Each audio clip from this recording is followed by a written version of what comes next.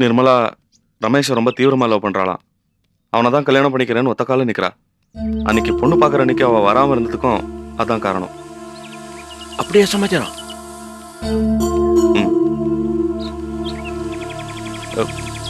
நிர்மலாவை அவப்பாக்குல விட்டுறது தான் நல்லதுன்னு எனக்கு தோணுது. ஏன்னா அவ ரொம்ப பிடிவாதக்காரி. என்ன பண்றதுன்னு நானே குழம்பு இருக்கும்போது சரோதா எனக்கு ஒரு யோசனை சொன்னான். நேரா சிவசாமி வீட்டுக்கு போய் இந்த விஷயம் பேசலாமேன்னு. நாளைக்கு போய் பேசுறதா இருக்கேன்.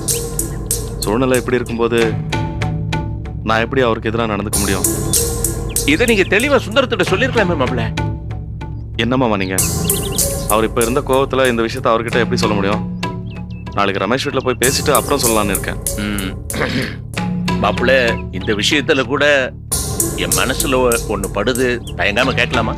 சொல்லுங்க மாமா. இந்த சம்பந்த விஷயமா உங்க தங்க சொல்றத மட்டும் வச்சு நீங்க பேச்சுவார்த்தை நடத்துறது அவ்வளவு நல்லது இல்லைன்னு எனக்கு படுது. இப்போ அந்த ரமேஷும் இந்த விஷயத்துல அவ்வளவு தீவிரமா இருந்தான்னா உங்க குடும்பத்து மேல இவ்வளவு அவப்பேர் வர அளவுக்கு சாராய மோசடி செய்திருப்பானா? இல்ல, அவன் தான் செஞ்சான்னு நம்ம உறுதியா சொல்ல முடியாது இல்லையா? அதை விடுங்க மாப்பிள்ள, அதே மறந்துருக்க. இந்த ரமேஷ் இந்த அளவுக்கு காதல்ல தீவிரமா இருந்தான்னா நீங்க இவ்வளவு தூரம் அவங்க வீடு தேடி போய் கேட்கற வரைக்கும் காத்திருப்பானா, இல்ல அவனா வந்து பொண்ணு கேட்டிருப்பானா? நீங்க சொல்றதும் சரிதான். இருந்தாலும் நிர்மலாவை கேட்டா அவ ரெண்டு பேரும் உண்மையாவே தீவிரமா லவ் பண்றோம்னு சொல்றான். சரி, நீங்க சொல்றதும் யோசிக்கிறேன். நான் எதுக்காக சொல்றேன்னா, கல்யாண விஷயம் ஆழந்தெரியாம காலை விட்டுறக்கூடாது. சரி மாமா, ரமேஷ் வீட்டுக்கு போய் பேசுறதுக்கு முன்னாடி இன்னொரு தடவை நிர்மலா கிட்ட உண்மையாவே லவ் பண்றீங்களான்னு கேட்டுக்கிறேன். அது நல்லது மாப்பிள்ள, அப்படியே செய்யுங்க. சரி, அப்படியே பேசிட்டு ரொம்ப தூரம் நடந்தே வந்துட்டோம். ஆட்டோ பிடிச்சிடுறேன். ஆட்டோ. அப்படியா? அப்புறம் என்னாச்சு? அதை வேற விதமா முடிச்சிட்டோம் சரோ. நம்ம கிளீனர் இருக்கான்ல, அவன் இதை எனக்கு பதிலாக ஒத்துக்கிட்டான். கேஸை பார்த்துக்கலான்னு வக்கீல் சொல்லிட்டாரு. ஐயோ பாவம் அந்த கிளீனர். அதெல்லாம் ஒன்றும் இல்லை சரோ. அவன் இந்த மாதிரி நிறைய பார்த்தவன். அவனும் பெருசாக அழட்டிக்க மாட்டான். மேலும் கேஸ் நடக்கும்ல, அதில் ஏதாவது ஓட்ட போட்டு அவனை வெளில கொண்டு வந்துடலாம். அதெல்லாம் வக்கீல் பார்த்துப்பாரு. ஆமா சரோ, நாம இனிமே அதை பத்தி கவலைப்பட வேண்டியதில்லை. அப்புறம் சரோ, நாங்க வீட்டுக்கு வர்ற வழியில மாப்பிள்ள அந்த நிர்மலா ரமேஷ் விஷயத்தை பத்தி சொன்னாரு. சொல்லிட்டாரா? ஆமா, சொல்லிட்டேன். மாமா இதுல ஒரு விஷயம் சொன்னாரு. அதான் நிர்மலா கிட்ட மறுபடியும் இன்னொரு தடவை நல்ல டீட்டெயிலா பேசி அப்புறம் ரமேஷ் வீட்டுக்கு போலான்னு இருக்கேன். சரோ, இதுக்கு போகும்போது மாப்பிள்ள தனியா போவேனா, நீயும் கூட போ. சரிப்பா. மாமா, நீங்க வயசுல பெரியவர். நல்ல காரியம் பேசும்போது பெரியவங்களை கூட்டு போறதான முறை. நீங்களும் எங்க கூட வாங்க. நான் எதுக்கு மாப்பிள்ள? என்ன நீங்க என் கூட வரதுல உங்களுக்கு என்ன தயக்கம்? தயக்கம் இல்ல, நான் வந்தா சம்பந்தம் இல்லாத வந்த மாதிரி இருக்கான். என்ன மாமா எப்படி சொல்லிட்டீங்க? நீங்க தானே எங்க குடும்பத்துக்கு மொத்த சம்பந்தி. நீங்க வர்றது பொருத்தமா தான் இருக்கும். என் பேச்சுக்கு மறுப்பு சொல்லாம தயவுசெய்து வாங்க. சரி மாப்பிள்ள, வரேன். ரொம்ப சந்தோஷம் மாமா. நீங்க என் கூட வந்தீங்கன்னா ஒரு பெரிய மனுஷனோட போற தெம்பு எனக்கு வந்துடும். சரோ, மாமா எப்ப வந்தாலும் இங்க தங்குறது இல்ல. இன்னைக்கு தங்க போறாரு. தட்டுப்புட்டுன்னு ஒரு விருந்து சாப்பாடு பண்ணி மாமாக்கு போடு, சாப்பிடட்டும். சரிங்க. அப்புறம் மாமா, தொழில் அப்படி போயிட்டு இருக்கு? போய்கிட்டு இருக்கு. ஏதோ ஆண்டவங்கிற வேலை ஒரு அதிர்ஷ்டம் அடிக்கும் போல இருக்கு. நமக்கு தெரிஞ்சவர் ஒருத்தர், அவருக்கு பரம்பரை நிலம் ஒண்ணு இருக்குது. நல்ல பெரிய நிலம். அதை கொஞ்சம் கவனிக்காம விட்டுருப்பார் போல இருக்குது. அதை கண்ட பேகெல்லாம் வந்து ஆக்கிரமிச்சுக்கிட்டு இந்த நிலம் எனக்கு தான் சொந்தம் சொல்றாங்களாம். இவர் பாவம் அப்பாவி மனுஷன், என்ன பண்றதுன்னு தெரியல. சரி, நிலம் கைவிட்டே போயிடுச்சுன்னு நினைச்சிட்டு இருக்கிறாரு. எங்கிட்ட வந்து பிரச்சனையை சொன்னாரு. நான் ஒரு ஐடியா சொன்னேன், அது ஒர்க் அவுட் ஆயிடுச்சு. இவர் போயே போச்சுன்னு நினைச்ச நிலம் இப்ப திரும்ப கிடைக்கும் போல் இருக்கு. அந்த சந்தோஷத்துல கிரய பணத்துல 10% கமிஷன் தரதா சொல்லிருக்கிறாரு. ஐயோ பரவாயில்லையே மாமா, உங்க தொழில் எவ்வளவு நல்லா இருக்கே. நான் பண்ணிட்டு இருக்கிற பிசினஸ் கூட விட்டுட்டு இந்த தொழில் ஆரம்பிச்சலாம் போறாரு. நீங்க வேற எப்பவும் இப்படி இருக்காதுங்க. இது ஏதோ லாட்டரி மாதிரி. மற்றபடி முதுகொடிய பத்திரம் எழுதினாலும் 50 ரூபா சம்பாதிக்க தெருப்பத்தே நடந்தாகணும். எப்படியோ ஒரு பெரிய தொகை கிடைக்க போகுது. இதை வச்சுக்கிட்டு நம்ம லீலா பொண்ணுக்கு நல்ல வசதியான ஒரு பையனா பார்த்து சம்பந்தம் பேசலான்னு இருக்கிறேன்.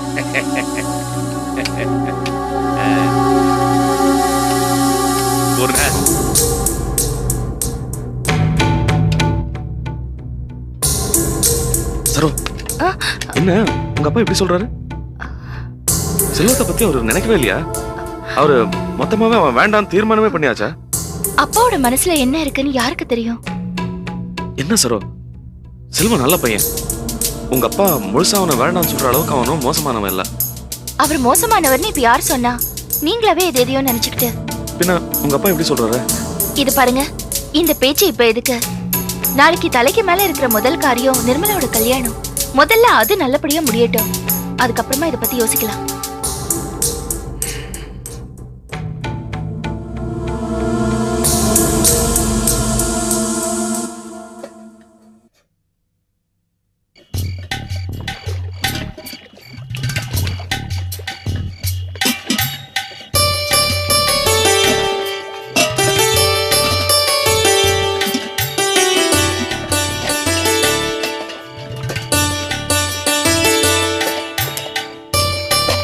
என்னதும் இன்னும் இங்கதான் இருக்கியா?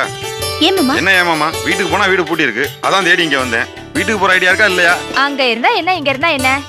என்னமோ அரண்மனை கட்டி வச்சுட்டு பரிபாலனை பண்ண சொல்ற மாதிரி வீட்டுக்கு போங்கறீங்க. என் வீடு அரண்மனை நான் எப்பவும் சொன்னது இல்ல. ஆனா சொந்த வீடு, குடிசை வீடா இருந்தாலும் சொந்த வீடு, அதை புரிஞ்சுக்க. அடாடாடா, எப்ப பாரு உங்க 2 பேருக்கும் வாக்குவாதம் தான். விடுங்களே. நீ வேற ஆரம்பிச்சிடாத லீலா. என்ன மாமா? அந்த முத்து நகர்ல ஒரு லேண்ட் விஷயமா மாமா பார்த்து வச்சினாரு. நான் இங்க போனேன். அந்த லே அவுட்ல உள்ள ப்ளூ பிரிண்ட் வேணுமா? அது பீரோல கொஞ்சம் எடுத்துக்கூடேன். அந்த விவரம் எல்லாம் எனக்கு தெரியாது மாமா. அது எங்க இருக்கோ? பீரோக்குள்ள இருக்கும் லீலா, அதை எடுத்துக்கூடு. அப்பா அதுல நிறைய பேப்பர்ஸ் ரெக்கார்ட்ஸ் எல்லாம் வச்சிருக்காங்க. நான் எதையாவது தேடி ஏதாவது காணாம போயிடுச்சுன்னா என்னால முடியாதுப்பா. நீங்களே இந்த எடுத்துக்கோங்க. மாதிரி நீளமா பேசுறதுக்கு எங்கே தான் கத்துக்கிட்டியோ? நேரம் சரவா இருந்தா டக்குன்னு எடுத்து கொடுத்துருக்கோம். நீங்க 4 பேருமே வேஸ்ட். எங்க மாமாவுக்கு இந்த துணிமணிகளுக்கு பிடிச்ச கேடு உங்க 4 பேரையும் பெத்து போட்டிருக்காரு. ஏது பாய் ரொம்ப தான் நீடுது. இந்த நாளத்துல உன்னை கட்டிக்கிட்டு ஆக்கி போடுறதையும் தின்னுட்டு பேச வேண்டியதுதான் நீங்க. மாமா, நானும் பாத்துட்டே இருக்கேன், நீங்க ஓவரா பேசுறீங்க. தனம் உங்க பொண்டாட்டி, அதை வேணா திட்டிக்கோங்க, போனா போதுன்னு விட்டுடுறேன். ஆனா எங்க கிட்ட மோதிர வேலையெல்லாம் வச்சுக்காதீங்க. ஆமா அம்மா தாயே, நான் உன்கிட்ட முதலம்மா. அதானே பெரிய மைனர் மாதிரி வர வேண்டியது, அதிகாரம் பண்ண வேண்டியது. அது மட்டும் இல்லாம எங்களை தண்டம்னு சொல்ற அளவுக்கு வந்துட்டீங்களா? அக்கா, மாமா இந்த அளவுக்கு டெவலப் பண்ணதுக்கு நீங்களா தான் காரணம். பவானி, நீமா? பின்ன என்ன, இவர் எப்ப வந்து காஃபி கேட்டாலும் சாப்பாடு கேட்டாலும் பண்ணி கொடுத்து ஐயாக்கு ரொம்ப மப்பேறி போச்சு. அதான் நம்மள எல்லாரையும் பத்து தண்டோன்னு சொல்றாரு. நம்ம வீட்டுல நீ தான் சிறுசுன்னு நினைச்சா எல்லாரோடையும் ஜாஸ்தியா பேசுற. ஜாஸ்தியா தான் பேசுவோம். இப்ப நீங்க பேசுறத வாபஸ் வாங்குவீங்களா இல்லையா? அம்மா தாயே, தெரியாதனமா ஒரு வார்த்தையை விட்டுட்டேன், மன்னிச்சுக்கங்க. என் மாமன் பெத்த எல்லாமே பூமியில விளைஞ்சா தங்கம் தான், புதையல் தான். போதுமா? போதாதான். ஆனா என்ன பண்றது, எங்க தனாக்கா கட்டினதுனால உங்களுக்கு சிறப்பு சலுகை கொடுத்து மேற்கொண்டு எந்த நடவடிக்கையும் எடுக்காம ரிலீஸ் பண்றேன். அம்மா, உன் பெருந்தன்மைக்கு ரொம்ப நன்றிமா. தனோ, வீட்டுக்கு போலாமா? அப்பா இன்னும் வரலீங்க. இந்த 3 சிறுசிங்களையும் எப்படி இங்க தனியா விடுறது? பேசாம இன்னைக்கு ராத்திரி நம்ம இங்கேயே தங்கிடலாங்க. அதுவும் சரிதான். மாமா ஏன் இன்னும் வரல? தெரியல, ஒருவேளை விருந்தாளியா வந்தவரை நல்லா கவனிக்கணும்னு சொல்லி உட்கார வச்சு விருந்து போடுறாங்களோ என்னவோ. அதுவும் அந்த கிழவி வாங்கன்னு சொன்னா பார்த்தாது.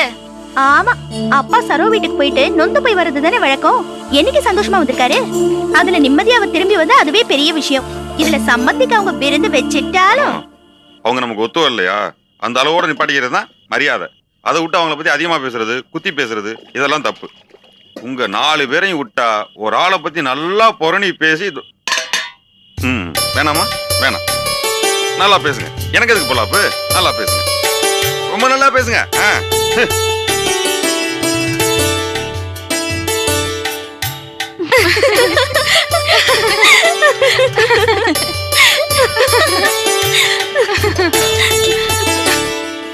சரோ, தீபாவளி வந்துகிட்டு இருக்கு. வீட்டு வேலையெல்லாம் முடிச்சிட்டு சீக்கிரம் கிளம்புறதுக்கு தயார் பண்ணிக்க. எதுக்குப்பா? என்ன அப்படி கேக்குற?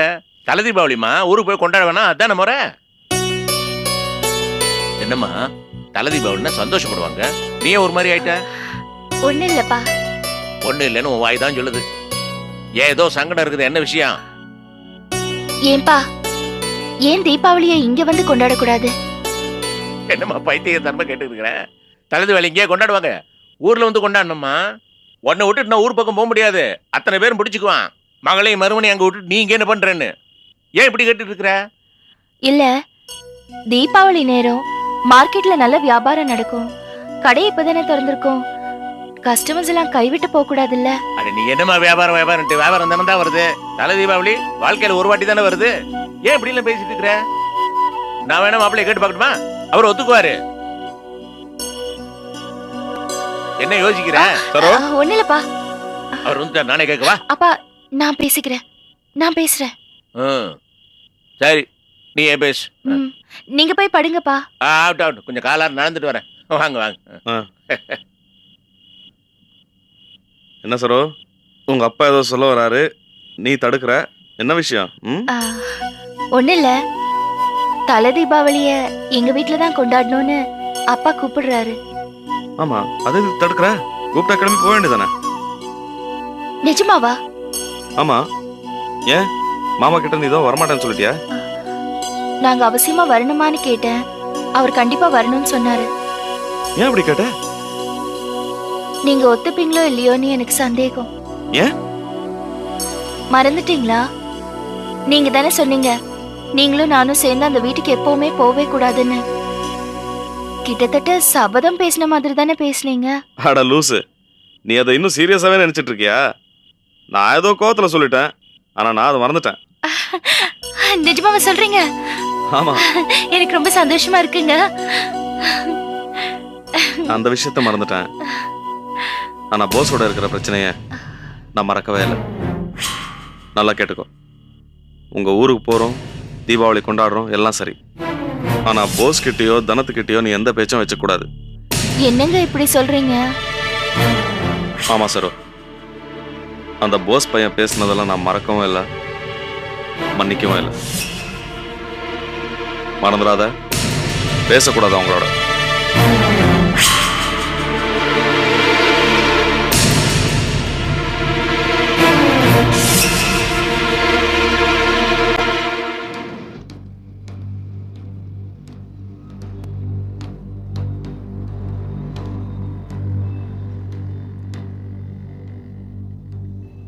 வாங்க. ஆ, என்ன மாணிக்கம், சீக்கிரம் வரேன்னு சொல்லிட்டு இவ்வளவு லேட்டா வர? கிளம்பி வரணும் இல்லம்மா, கொஞ்சம் டைம் ஆக தான் செய்யும். வாங்கப்பா. வாங்க உட்காருங்க. நீங்க எப்ப வந்தீங்க? இப்பதாம்மா நேர மாப்பிள்ளையோட லாரி கம்பெனிக்கு போனேன். ஊர்லயே எல்லாம் கேள்விப்பட்டேன். அங்க இருந்தே சுந்தரத்துக்கு போன் போட்டேன். போறாத காலம்மா, இல்லைன்னா மாப்பிள்ளை போலீஸ் ஸ்டேஷன் வரைக்கும் போக வேண்டியிருக்குமா? நடக்கிறதானே நடக்கும், நம்ம கையில என்ன இருக்கு? ஏன் மாணிக்கம், நிர்மலா விஷயமா ஒரு முடிவு எடுத்திருந்தோமே, அவங்கள போய் பார்த்துட்டு வந்துடுறதானப்பா? பார்க்கலாமா, அதுக்கு முன்னாடி ஒரு சின்ன வேலை. நிர்மலா, என்னண்ணா? என்னடா இது, திருப்பி திருப்பி அண்ணன் கேட்டதையே கேட்கறான்னு எரிச்சல் படாத. என்ன கேட்க போறீங்க அண்ணே? இந்த விஷயத்துல ரமேஷை முழுசா நம்பி இறங்கலாமாமா? என்னண்ணே சின்ன குழந்தைய சந்தேக கேக்குற மாதிரி மறுபடி கேக்குறீங்க? இல்லம்மா, முக்கியமான விஷயம் இல்லையா?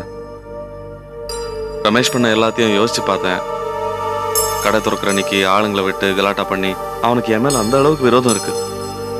அவன் ஒண்ணு லவ் பண்றான்னா மனசுல ஒரு சின்ன நெருடல், அவ்வளவுதான். அதுக்கெல்லாம் அவசியமே இல்லைண்ணே, நீ தேவையில்லாம பயப்படுற. அதுக்கு இல்லம்மா, உன்னை பொண்ணு பாக்குற அன்னைக்கு உன்னை இங்க வர விடாம தடுத்தான். மனசுல நல்ல நோக்கம் இருந்தா அப்படி செஞ்சிருப்பானா? நேரா இங்க வந்து பொண்ணு கேட்டிருப்பான், அதான் சொன்னேன். என்னென்ன புரியாம பேசுறீங்க? உங்க 2 பேருக்கு இருக்கிற விரோதத்துக்கு அவருக்கு எப்படின்னா பொண்ணு கேட்க மனசு வரும்? ஏதோ இப்ப நீ மனசு மாறிட்ட. ரமேஷ் வந்து பொண்ணு கேட்டிருந்தா அந்த சூழ்நிலையில நீ பெரிய ரகலே பண்ணிருப்ப. அதுவும் சரிதாமா. அதான் அவளை ஏற்கனவே துருவி கேட்டுட்டு தானே சரின்னு சொல்லிட்டு போனேன். அதுக்குள்ள உன் மனசுல என்ன புது சந்தேகம்? நடுவுல பூந்து யார் குட்டை குழப்பினது? ஐயோ, நீங்க இப்படி தவறா நினைச்சிடாதீங்கம்மா. நான் தான் என் மனசுல பட்டதை மாப்பிள்ளை கிட்ட சொன்னேன். இவருக்கும் சிவசாமிக்கு இருக்கிற பகை நம்ம குழந்தையோட எதிர்காலத்தை பாதிச்சிடக்கூடாது இல்லையா? அதுக்காகத்தான் இன்னொரு முறை தெளிவா தெரிஞ்சுக்கிறது நல்லதுன்னு நான் சொன்னேன். ஓஹோ, அதானே பார்த்தேன். நீங்க ஒண்ணு அனாவசியமா கவலைப்பட வேண்டாம். இது ஏன் மக கல்யாணம். யார் என்ன நினைச்சாலும் தடங்க இல்லாம நல்லபடியா நடக்கும். அம்மா, இனிமே என் மனசுல எந்த குழப்பமும் இல்ல. சிவசாமி வீட்டுக்கு போய் பேசிட வேண்டியதான். முதல்ல அதை செய். நான் தனியா போறதை விட கூட ஒரு பெரியவங்க வந்தா நல்லா இருக்கும் இல்லையா? அதான் மாமாவை கூட்டு போலான்னு இருக்கேன். சரவும் கூட வந்தா பேச்சுவார்த்தைக்கு சௌகரியமா இருக்கும். அதான் நாங்க 3 பேரும் போயிட்டு வந்துடுறோம். நல்லா இருக்கடா நீ பேசுறது. சுத்த வழிமுறை தெரியாத ஆளா இருக்கிற. சம்பந்தம் பேச போகும்போது நம்ம வீட்டு ஆளுங்களை தான் கூட்டிட்டு போகணும். சம்பந்தி வீட்டு ஆளுங்களையா கூட்டிட்டு போவாங்க? அப்புறம் சிவசாமி ஐயா உன்னை பத்தி மட்டமா தான் நினைப்பாரு. ஆமா மாப்பிள்ள, அம்மா சொல்றது சரிதான். நான் ஒன்னும் தப்பான அர்த்தத்துல சொல்லல. அதுக்குன்னு ஒரு முறை இருக்குல்ல, அதுபடி தானங்க எல்லாத்தையும் செய்ய முடியும். ரொம்ப சரி. இதுக்குதான் வீட்டுல ஒரு பெரியவங்க இருக்கணுங்கிறது. மாணிக்கம், என் மகளுக்கு ஒரு நல்ல காரியம் நடக்கும்போது நான் வராம இருந்தா எப்படிற? முதல்ல ஒரு நல்ல காரியம் நடக்கும்போது 3 பேரா போனா அந்த காரியம் கெட்டுதான் போகும். அதனால சரோவும் உன் மாமனாரும் இங்கே இருக்கட்டும். நீயும் நானும் மட்டும் போய் பேசிட்டு வந்துருவேன்டா. அதுவும் சரிதான் மாப்பிள்ள. அம்மாவோட போய் நல்ல விதமா பேசி முடிச்சிட்டு வாங்க. சரி, கிளம்புறேன்.